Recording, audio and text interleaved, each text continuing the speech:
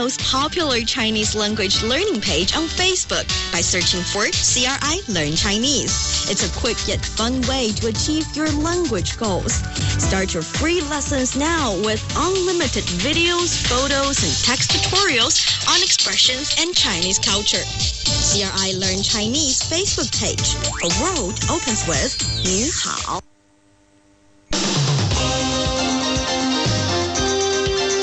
You're listening to China Plus Radio, connecting you with China and the world.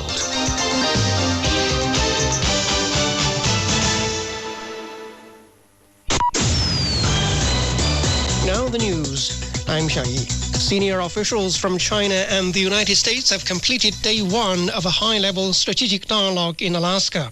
The sit-down involves senior Chinese diplomats Yang Jiechi and Wang Yi, as well as U.S. Secretary of State Antony Blinken and National Security Advisor Jake Sullivan.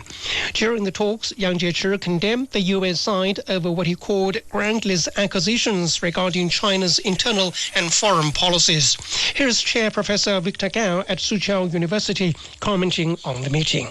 I think the United States probably miscalculated. They wanted to walk into the meeting with China from a position of so-called strength, and Mr. Yang Jiechi categorically rejected that, saying the United States has no qualification to talk to China from a position of strength. So there are lots of issues to be ironed out between China and the United States, and I think the fact that they are talking with each other is a good sign. This gives hope to people like me who want to see more steady progress of China-US relations going forward. China is urging the British Broadcasting Corporation Beijing office to stop deliberately smearing and attacking China. The Chinese Foreign Ministry has lodged stern representations with outlets over its Xinjiang-related fake news. The ministry says the BBC should take China's solemn representations seriously and abandon its ideological bias and double standards. The Afghan government and the Taliban have reportedly agreed to accelerate peace talks after Russia hosted an international conference aimed at reviving a stalled peace process.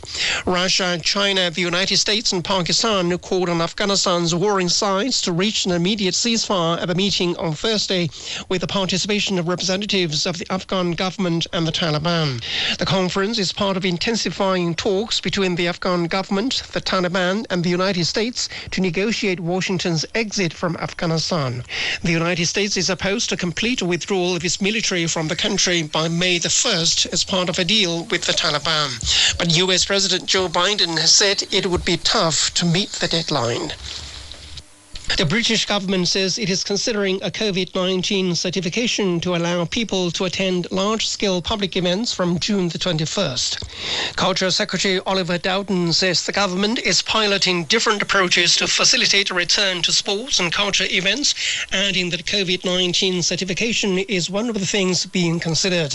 Prime Minister Boris Johnson set out a roadmap in February to move the country cautiously but irreversibly out of lockdown, but said he would not hesitate to push back dates if infection rates went up again. Former Tanzanian Vice President Samia Suluhu Hassan has been sworn in as the East African country's new president, following the death of President John Magufuli. The country's first female head of state is set to complete Magufuli's second 5-year term, which he had just started after winning elections late last year. Magufuli died of heart failure earlier this week. North Korea has cut diplomatic ties with Malaysia over the extradition of a North Korean citizen to the United States. North Korea's Foreign Affairs Ministry also warned Washington that it will pay for its action. In December 2019, North Korean citizen Moon Chung-myung was arrested in Malaysia after the US accused him of money laundering. Earlier this month, Moon lost his final appeal in Malaysia's top court against extradition to the United States. The orbiter of China's Chang'e 5 lunar probe had successfully entered the halo orbit around the Sun-Earth Lagrangian point 1. It is the country's first spacecraft in the orbit. The orbiter is in good condition and will remain running in the orbit, with the cycle taking about 6 months. China's box office revenue has exceeded 17 billion yuan, or over $2.6 billion so far this year. The figure was slightly lower than the 17.3 billion yuan in the same period in 2019, but it equaled more than 80% of the total ticket sales of last year. The bittersweet comedy Hi Mom and Detective Chinatown 3 are leading the chart, contributing 31% and 26% of the total respectively. And that's the news. I'm Xiao Yi.